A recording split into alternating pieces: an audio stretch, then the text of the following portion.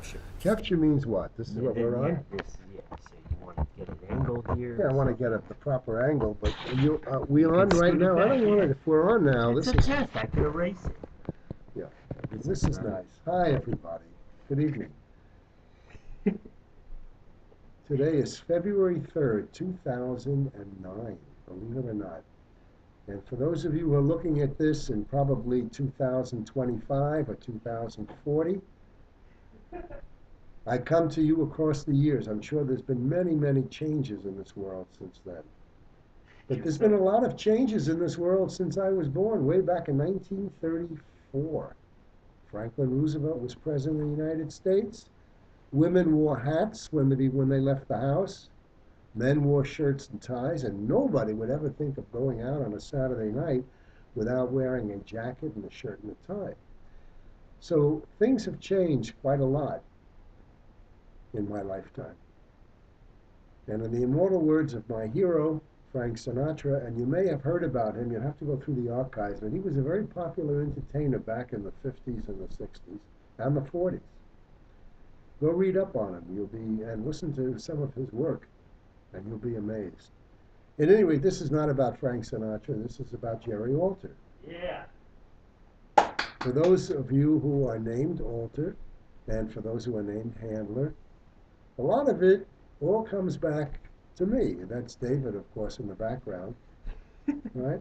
So, in the immortal words of Frank Sinatra, I'm going to tell you a little bit about my life, not because it's tremendously fascinating and interesting, but because it is a life, and it's been a long life, and a lot of things have happened to me personally, and it's just, you have to share your life when we have the technology to do so with what has happened. Yeah, well, that was David is doing this. I can't even see myself, the ham that I am. All right? In the immortal words of Frank Sinatra, and now the end is near, and so I face the final curtain, which we hope is about another 25 years from now. My friends, I'll say it clear. I'll state my case, of which I'm certain. I've lived a life that's full. I've traveled each and every highway. And now, much more than this, I did it my way. This is not about singing and You about sure did, Sinatra, Ace. but this is a segue into my life. Okay? All right. I was born on January 6, 1934, in Brooklyn, New York, in a hospital called Beth Israel. And my mother was 38 to 39 when I was born. My father was close to 50. He was 49 years old. And when he saw me, from the way the story goes, when he saw me for the first time, they said, "Oh, you must be the grandpa." Because although he had more foliage on the top of his head than I have right now, his hair was gray. Okay. All right. So, uh, what? You want to know what I look like without my glasses? I'll be happy to take them off for you for a brief moment. See? Anyway, let me get set up the scene here. We're sitting in my apartment on Desert Inn Road in Las Vegas, Nevada.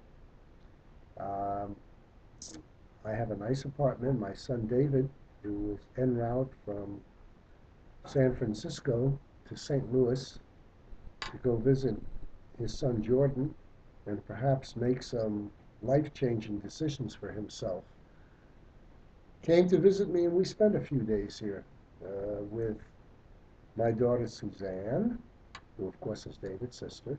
And last week I was very lucky because I had Michael here. Michael is my oldest son, as you know.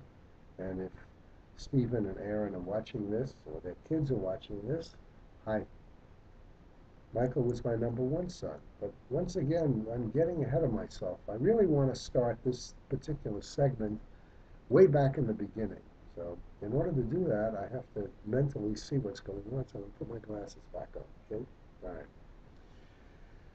My earliest memories were of lying in a crib, and I think I was being weaned at the time. I just remember that there was light streaming in through the window. There was a window shade, but there was light coming in through the window. And I was laying in this crib crying. And I remember my mother, or my sister, somebody trying to shove a bottle into my mouth, and I didn't want the bottle, and I was screaming bloody murder. I guess I was about maybe a year old, maybe a little less. I don't know, but that's my earliest memory. So we're looking at 1934 to 1935. From what they tell me, I spoke very early on. I was a late walker, but an early speaker. We lived in a house. It was a two-story house, and we lived upstairs because I remember climbing these huge stairs, which was almost like, to me at that time, climbing Mount Everest. So I remember going up these huge stairs to the house, hands and knees, hands and foot, just climbing up to the top of the house. I remember we had a big porch. I don't remember too much about the house itself, but we had a huge porch. And I used to like to look out to the street below and see cars and people and to see the lights. I used to look forward to having the lights go on every night about 5 o'clock, right before I went to bed. And I used to say to my sister Lulu, Ruth, I said, the lights are on, lights are on. And no matter what she was doing, she had to go with me to see the lights. And I'm sure it bored the hell out of her, but she did it because I was just a cute little 1 or 2 year old. When my mother and father married, their respective mates died, and they had me. I'm the sole result of their marriage. My father had 4 children from his first wife. My brother Saul, my brother Heshi, my sister Irene, and my sister Evelyn. They were my father's children. When he met my mother had 2 children, Annette and Ruth, Ruth being the oldest, Annette being the youngest. And they merged. That was 6 children, a man and a woman. This was Depression times. Things were tough. And my father had a business. He was co-owner of a coffee, what they called a coffee pot, which was a coffee shop. It was on the corner of 88th Street and 3rd Avenue in New York City. And at that time, 3rd Avenue had an L. You may have heard the expression, if you delve into history, about the 3rd Avenue L. The 3rd Avenue L was an elevated train that used to run on this huge street, 3rd Avenue.